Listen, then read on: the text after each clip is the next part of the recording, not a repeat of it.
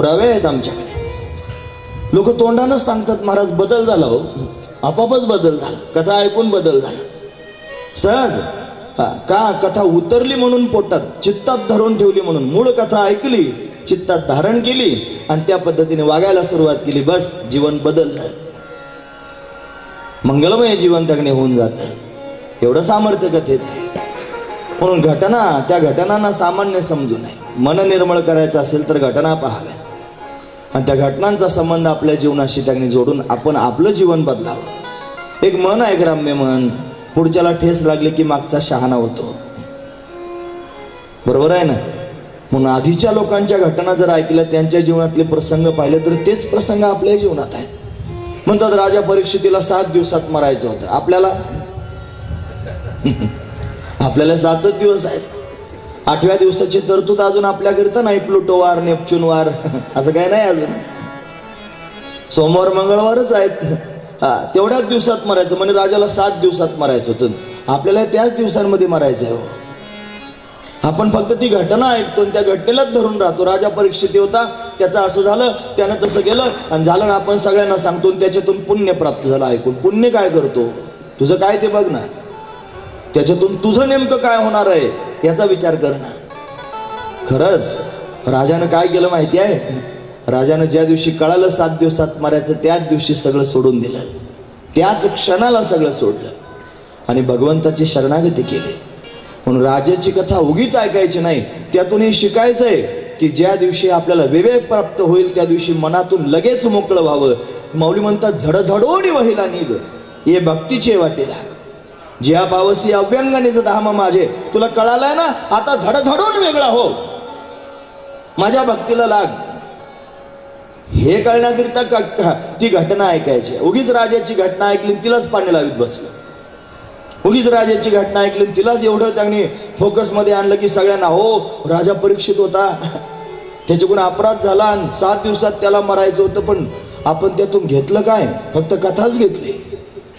फक्त कथा घ्यायची नाही, कथेतला भाव घ्यायचा आहे, तो आपल्या जीवनाशी जोडायचा आहे आणि मग आपलं जीवन जगायचं आहे. फार चांगलं जीवन होईल महाराज. मोठी गोष्ट सांगतोय मी तुमच्या समोर. काय माहिती तुम्ही किती ग्रहण करता, पण निश्चित ही तुमच्या फायद्याची आहे महाराज, गरजेची आहे. 1 सेकंदही तुमचा विनाकारण घेणार नाही, 1 सेकंद सुद्धा घेणार नाही. विवेकाने बोलतोय तुमच्यासमोर, विचारपूर्वक जबाबदारीनं बोलतोय.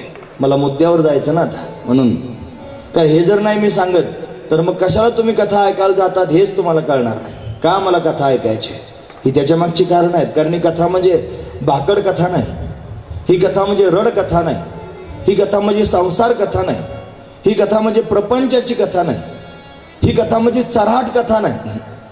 ही कथा भगवंताची मोक्षाची असणारी कथा, मोक्ष कथा, दिव्य कथा आहे. त्या कथेत आपण पदार्पण करण्याकरिता निघालो. घटना पाहायच्या. 4 प्रकारानं कथेला पाहता येतो. नंबर 1, ही कथा घटनात्मक आहे. नंबर 2, ही कथा त्या स्तुत्यात्मक आहे. नंबर 3, ही कथा गीतात्मक आहे.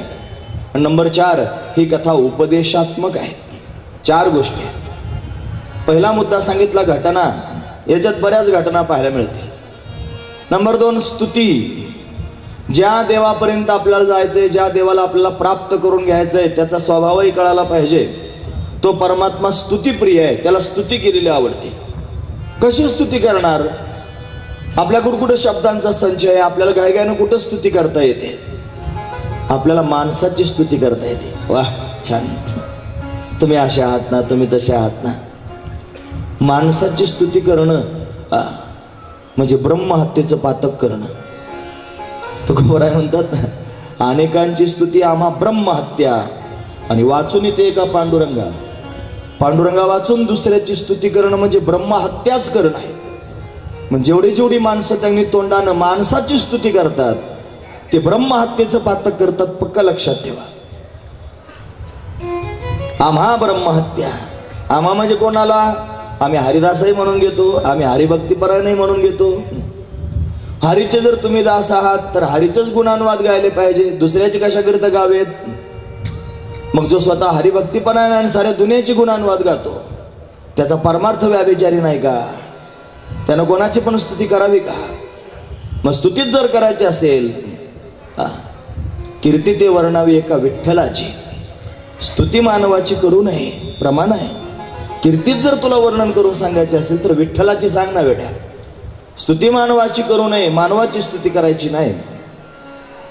तुकोबरा एवढे श्रेष्ठ आहेत महाराज, पण देवाकडे विनंती करतात, मागणी मागतात. ते म्हणतात नरस्तुती आणि कथेचा विकरा हे नको दातारा घडो देऊ. नरस्तुती माणसाची स्तुती नाही आणि कथेची विक्री नाही. या दोन गोष्टी माझ्या हाताने घडवून देऊ नकोस देवा.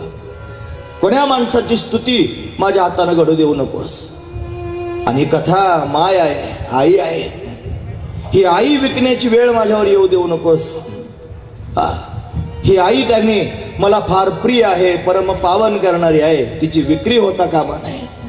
कथा विकणं म्हणजे आई विकणं आहे. कथेचं मोल घेणं म्हणजे आईचं मोल घेणं आहे. महत्वाचा मुद्दा आहे. माते परिस श्रेष्ठ कथा मोल घेता न लाजे. माते परिस श्रेष्ठ कथा, ही कथा आईपेक्षा श्रेष्ठ आहे. तिचं मोल कसं घ्यावं आणि माणसाची स्तुती करू नये. नियम आहेत महाराज, नियमावलीच आहे खरी परमार्थाची. ओरिजिनल परमार्थ करणाऱ्या माणसाकरता हे नियम आहे. आता ज्याला फक्त दाखवायचंच आहे त्याला कशाचे नियम, त्याचं फक्त दाखवायचंच आहे. ज्याला ओरिजिनल परमार्थ करायचं त्याच्याकरता हे आहे. म्हणून स्तुतीच करायची असेल तर माणसाची नाही, स्तुती जर करायची असेल तर परमात्म्याची. पण शब्दसंचय कमी आहे. कशी स्तुती करू, कोणत्या माध्यमातून करू, कोणत्या शब्दातून करू, कशी करू, मला करता येत नाही. असाच जर प्रश्न असेल कशी स्तुती करू, तर या भागवत तुमचं स्वागत करत आहे. या भागवतात फार स्तुती आहेत महाराज. या भागवतात कुंतीने केलेली स्तुती, भीष्माचार्यांनी केलेली स्तुती, ध्रुवानं केलेली स्तुती, प्रल्हादाने केलेली स्तुती, वेदानं केलेली स्तुती, गजेंद्राने केलेली स्तुती, कितीतरी लोकांनी स्तुती केली. कोणाची? भगवंताची स्तुती. म्हणून भगवंताची स्तुती कशी करावी हे भागवत शिकवतो. म्हणजे भागवत कसं आहे? स्तुत्यात्मक. पहिला मुद्दा झाला घटनात्मक, दुसरा मुद्दा झाला स्तुत्यात्मक, तिसरा मुद्दा गीतात्मक. या भागवतात गीता आहेत महाराज, फार गोड आहेत गीता. गोपिकांनी गायलेली 5 गीता आहेत या भागवतात, दशमस्कंदात आहेत.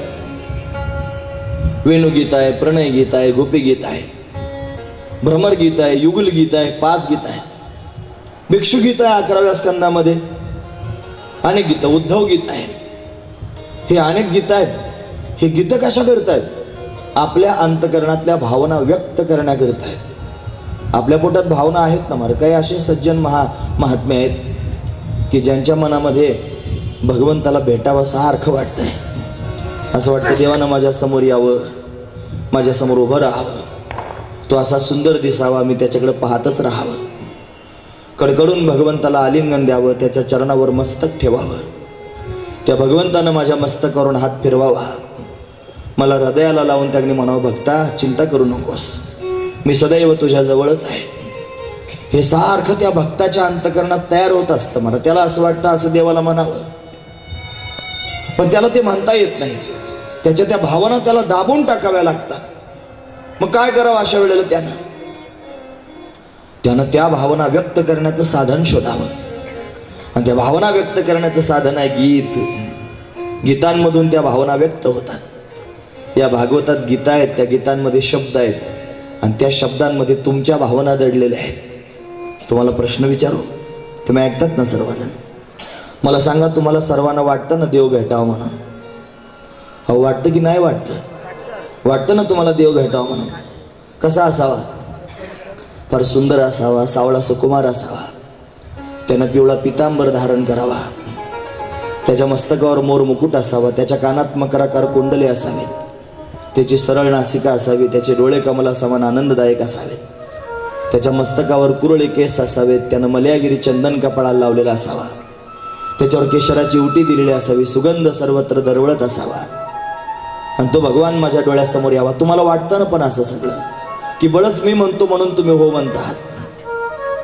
असो, मी म्हणतो म्हणून तरी निदान हो म्हणा. असं जर हो म्हणत राहाल बळजबरीने, तर एक दिवस असा येईल की तुमचं मन आतून आपोआपच म्हणेल की मला असं व्हावं वाटतंय. फक्त बळजबरीनं म्हणा. रामसुखदास स्वामींनी एक उपदेश केला जगातल्या लोकांना. ते म्हणले दर 5 मिनिटाला म्हणत राहायचं, आहे मेरे नाथ मैं आपको बोलू नहीं. हे भगवंता, मला तुझा विसर पडू नये. एका विवेकी मनुष्यानं त्यांना जाऊन प्रश्न विचारला, महाराज, जर माझ्या पोटात प्रेमच नाही, माझ्या पोटात भाव नाही, भक्ती नाही, आणि मी जर दर 5-5 मिनिटाला म्हणत राहिलो, ऐ मेरे नाथ मैं आपको भूलू नहीं, ऐ मेरे नाथ मैं आपको भूलू नहीं, तर त्याचा काय उपयोग होईल? महाराजांनी काय उत्तर दिलं माहिती आहे? वेड्या, तुझ्या पोटात भाव नसू दे, भक्ती नसू दे, प्रेम नसू दे, पण तू दर 5-5 मिनिटाला हे म्हणत राहा. जर तू 5-5 मिनिटाला म्हणत राहशील तर त्या म्हणण्यानंच परमात्मा कृपा करेल आणि तुझ्या पोटामध्ये आपोआपच तो भाव तयार होईल. आणि एक दिवशी तरी निदान त्या भावनेनं म्हणशील, ऐ मेरे नाथ मैं आपको भूलू नाही. मोठी गोष्ट आहे महाराज. मला भावली, माझ्या मनात प्रवेश करून गेली, तिनं माझ्या मनात घर केलं आणि खरोखर मन म्हणतंय भगवंताला, ऐ मेरे नाथ मैं आपको भूलू नाही. देवा, मला कोणीच नकोत रे, हे जगातले लोक नकोत, हे जगातलं वैभव नको, हे संपत्ती नको, हे काही नको आहे, मला फक्त तू हवा आहेस रे. तुझ्या वाचून या जगातलं कोणीच नको आहे. या माझ्या मनातल्या भावना आहेत आणि या भावना मला माझ्या शब्दांमधून व्यक्त करता येत नाहीत. त्या भावना व्यक्त करण्याचं साधन आहे माझ्याकडे, त्याचं नाव आहे गीत. भावे गावे गीत,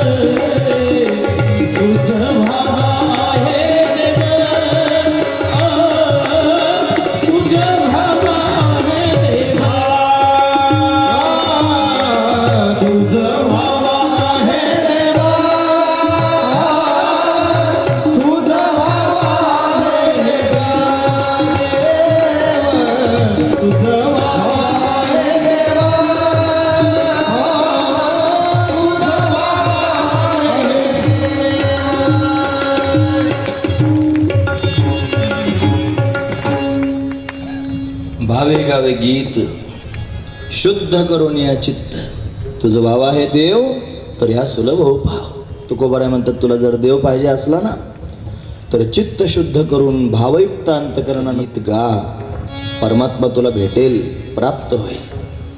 काय गरज आहे परमात्म्याला प्राप्त करून घेण्याची? कशाकरिता परमात्मा पाहिजे? काय माझं आडून पडलं? तुम्ही ऐकतात ना सर्वजण, लोक देवदेव का करत नाहीत? लोक देवाची भक्ती का करत नाहीत? लोक देवावर का प्रेम करत नाहीत? लोक देवाच्या प्राप्तीकरिता अट्टहास का करत नाहीत? त्याचं कारण सांगतो, कान उंच करून ऐका. कारण लोकांचं देवा वाचून काही आडूनच पडत नाही. नोकरी चालू आहे, पगार चालू आहे, बायको प्रेमानं बोलते, मुलं मनासारखी आहेत, मान मर्तबा आहे, सगळ्या गोष्टी अनुकूल आहेत. काय देवा वाचून आडून पडलं सांगा? झोप लागते चांगली, जेवण जातं चांगलं, काही आजार नाही, करडीला नाही किडा, अशी अवस्था. कसं काय देव आठवेल? काय कारणानं देव आठवेल? कशाकरिता देव आठवावा? पण ऐका माझं म्हणणं, आता त्याचं उत्तर सांगतो कशाकरिता आठवावा. अहो, ज्यांच्या जीवावर तुम्हाला देव नको वाटतो ते तुमचे आहेत किती दिवस, ते तुमच्या बरोबर राहतील किती दिवस याचा विचार करा. ते काल तुमचे नव्हते आणि ते उद्या तुमचे राहणार नाहीत. आज दिसतात तोपर्यंत तुम्ही त्यांना आपलं म्हणता. आम्ही वृंदावनातून आलो प्रवास करत, मथुरेत रेल्वेत बसलो. मोकळी सीटे होती, आम्ही 2-3 माणसं होतो. एक गृहस्थ आग्र्यामध्ये येऊन बसला. आग्र्यात बसला आणि आग्र्यात बसल्यानंतर बऱ्याच वेळ त्यानं आमच्याबरोबर प्रवास केला, गप्पा छप्पा सगळ्या आनंदानं. सगळा प्रवास झाला आणि भोपाळमध्ये उतरला. तुम्ही ऐकता सर्वजण, आमचा प्रवास त्याच्या आधी सुरू झाला आणि आमचा प्रवास त्याच्या नंतर सुद्धा सुरू राहिला. मनुष्य कुठून बसला? आग्र्यात. आणि कुठे उतरला? भोपाळमध्ये जाऊन उतरला. आमचा प्रवास कुठून सुरू झाला? मथुरेतून. आणि प्रवास कुठपर्यंत झाला? नगरपर्यंत प्रवास झाला. आमचा प्रवास त्याच्या आधीचा आणि आमचा प्रवास त्याच्या नंतरचा, दोन गोष्टी आहेत. तसे आपण प्रवासीच आहोत आणि प्रवासात भेटलेली ही माणसं आहेत. ही आई, हा बाप, ही बायको, हे मुलं, हे घर, हे कुळ, हे गोत्र, हा सगळा परिवार, हे सगळे भाऊबंद हे या प्रवासात भेटले, या स्टॉपवर आलेले आहेत. आणि ठराविक स्टॉपवर गेल्यानंतर हे उतरतील किंवा आपण तरी उतरू. प्रवास आपला पुढे चालू राहणार आहे. आणि एकदा ती रेल्वे निघून गेली की मग जे लोक त्याच्यात भेटले होते पुन्हा त्यांचा संपर्क सुद्धा नाही. काही घेणं देणं नाही, ओळख पाळख ठेवायचं काही कारणच नाही. तुम्हाला वाटतं का आपला प्रवास फक्त एवढाच आहे? नाही हो. हे आई बाप, बायका, पोरं भेटण्याच्या आधीपासूनचा आपला प्रवास आहे. आणि हे आई बाप, भाऊ बहीण, बायको, मुलं हे सगळे थांबतील, त्याच्या पुढे सुद्धा आपला प्रवास चालू राहणार आहे. मग मागच्या प्रवासात आपल्याबरोबर कोण होतं? आणि हा प्रवास या लोकांच्या बरोबरचा. हे गाडीतून उतरल्यानंतर मग पुढे एकट्याला प्रवास करावा लागेल. त्यावेळेला कोण आहे आपल्या बरोबर? नको नको मना गुंतू माया जाळी, नको नको मना गुंतू माया जाळी, नको नको मना गुंतू माया जाळी, नको नको नको नको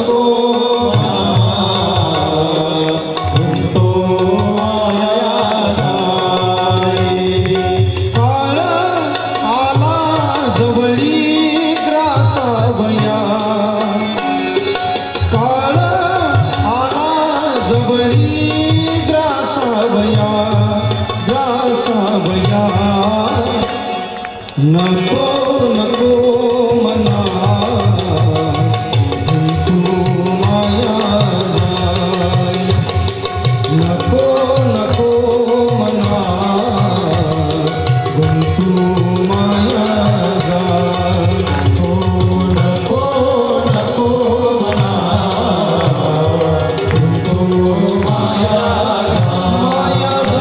जाळी, नको नको मना गुंतू माया सावधान.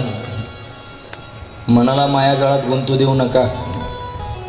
काळ जवळ आलेला आहे ग्रासून घेण्याकरिता. खाऊन टाकील महाराज हा काळ.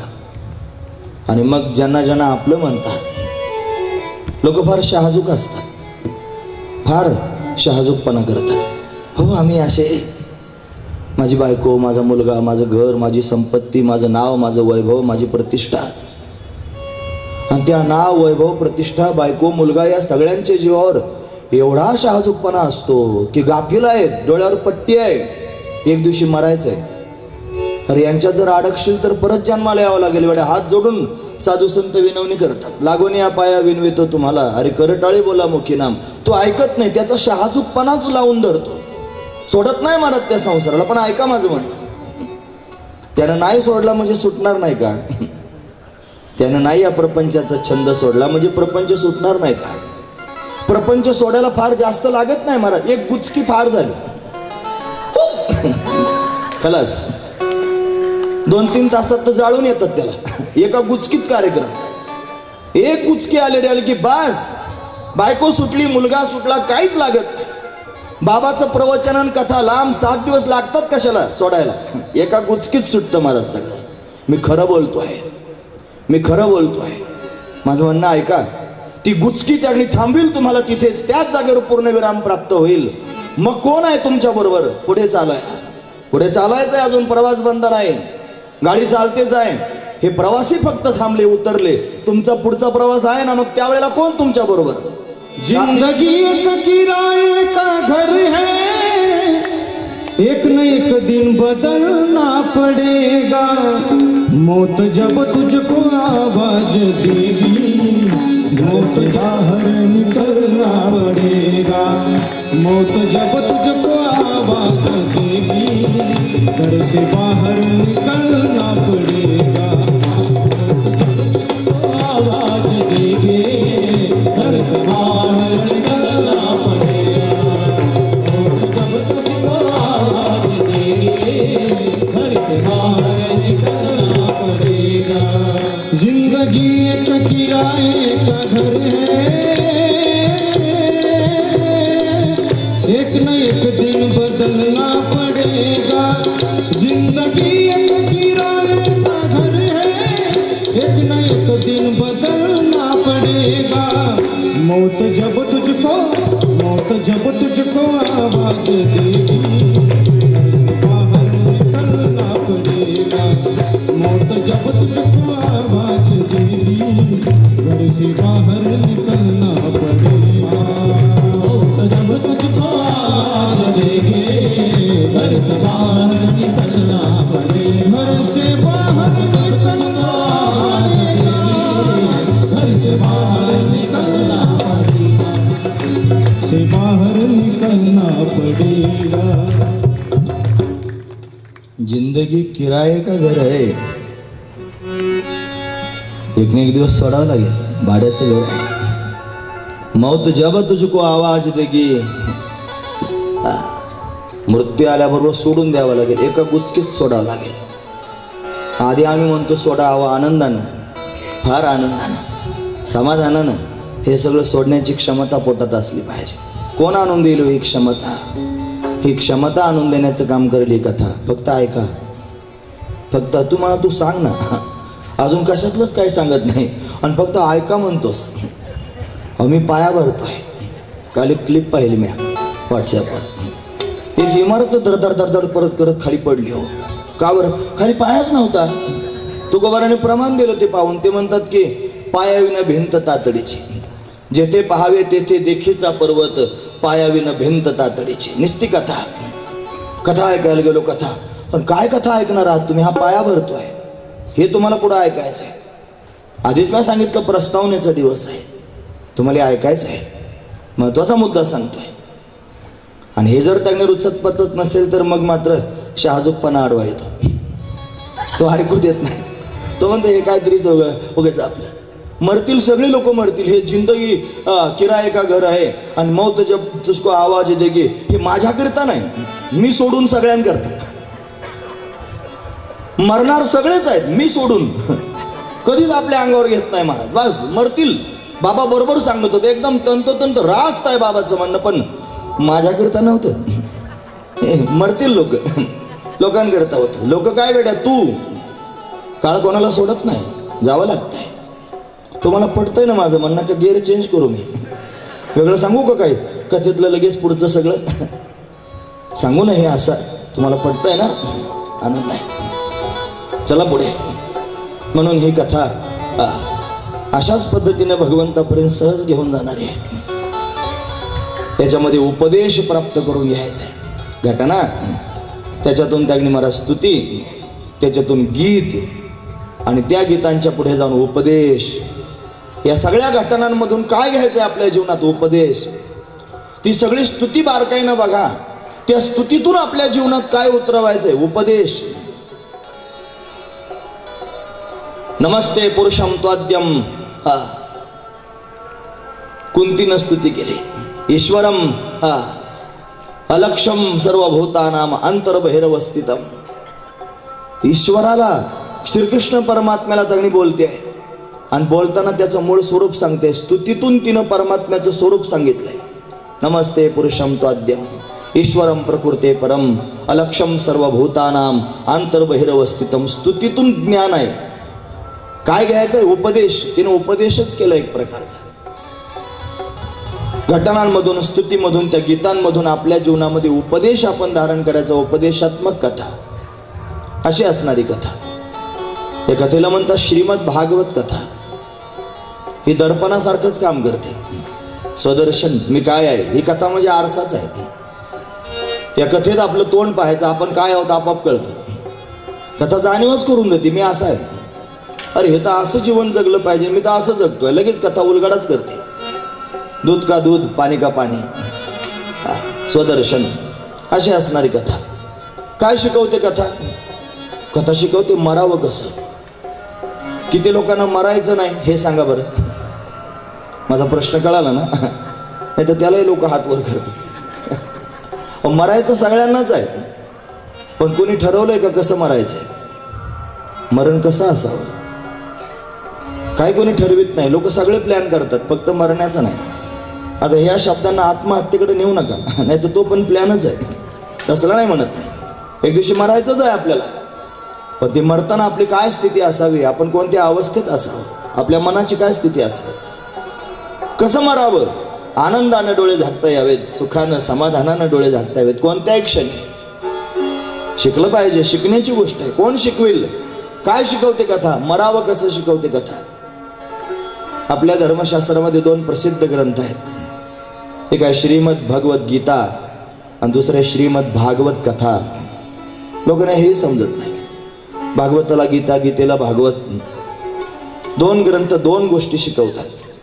श्रीमद भगवत गीता जगावं कसं हे शिकवते आणि श्रीमद भागवत कथा मरावं कसं हे शिकवते. आणि दोन्ही गोष्टी आपल्याशी निगडीत आहेत. कारण जोपर्यंत आपल्याला आयुष्य आहे तोपर्यंत आपल्याला जगायचं आहे, अपरिहार्य आहे, गरजेचं आहे, जगावंच लागणार आहे. आणि आयुष्य संपल्यानंतर आपल्याला मरायचं आहे, ते पण अपरिहार्य आहे, मरावंच लागणार आहे. जगणंही आपल्याला महत्वाचंच आहे आणि मरावं पण आपल्याला लागणारच आहे. मग दोन्ही गोष्टी शिकल्या पाहिजेत. जगावं कसं शिकायचं असेल तर गीता बघा आणि मरावं कसं शिकायचं असेल तर भागवत बघा. मग गीता भागवत करीती श्रवण, अखंड चिंतन विठोबाचे. तुकोबारांनी 2च ग्रंथांची नावं घेतली. गीता भागवत करीती श्रवण, अखंड चिंतन विठोबाचे. म्हणून भागवत हे मरावं कसं शिकवणार आहे. कधीतरी मुद्द्यावर या आणि स्वतः करता विचार करा, स्वतःचा विचार करा, नाहीतर पोरके व्हाल एक दिवशी. माझं म्हणणं आहे का, गाडी निघून जायची आहे, बरोबरचे सगळे उतरून गेले, एकट्याला राहावं लागेल ना, पोरकं व्हावं लागेल ना. त्या पोरकेपणाचा अनुभव जर यावाच असं वाटत नसेल तर मग काय केलं पाहिजे माहिती आहे? एक जोडीदार शोधला पाहिजे की जो कायमस्वरूपी आपल्या बरोबर राहील. आणि तो कायमस्वरूपी आपल्या बरोबर राहणारा जोडीदार जर कोण असेल तर परमात्मा आहे महाराज. तो कालही आपल्या बरोबर होता, तो आजही आपल्या बरोबर आहे आणि तो उद्या पण आपल्या बरोबर राहणारच आहे. आपण विसरलो महाराज त्याला, त्याचे उपकार विसरलो. माझा आणि माझ्या देवाचा स्वभाव सारखाच आहे, विसराळू. तो पण विसरतो, मी पण विसरतो. मग तो काय विसरतो? तो माझ्या चुका, माझे अपराध सगळं विसरून जातो, तरी परत परत मला जवळ करतो. मी पण फार विसराळू आहे. मी काय विसरतो? त्यानं केलेले उपकार, त्यानं मला दिलेलं प्रेम, हे सगळं मी विसरून जातो. का तर माझी बायको मला चांगलं म्हणते, छान छान बोलू लागले की मी देव विसरून जातो. मला वाटतं बस हेच माझे आहे. माझा मुलगा माझ्याशी चांगलं बोलतो, माझे सगळे नातेसंबंधी माझ्यावर प्रेमाने बोलायला लागले की मला वाटतं बस हेच चांगले आहेत.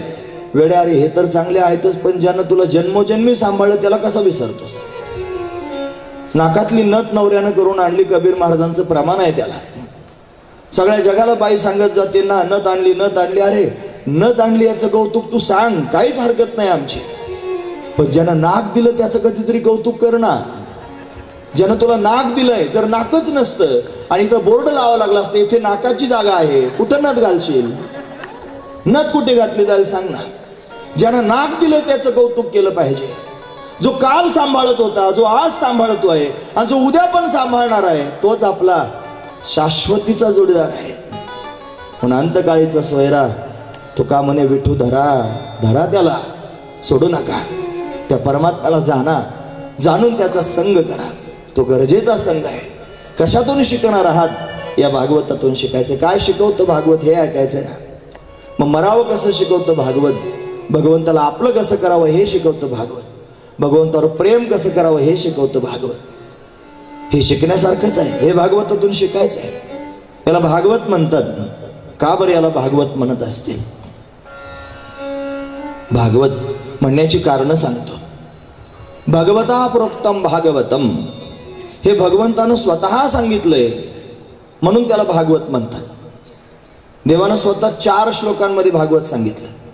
समुखे आपण सांगितो श्री विष्णू, जसं गीतेविषयी बोललं जाते की नाही, गीता श्री गीता हा प्रश्न अर्जुनेसी, देवानं स्वतः गीता सांगितली.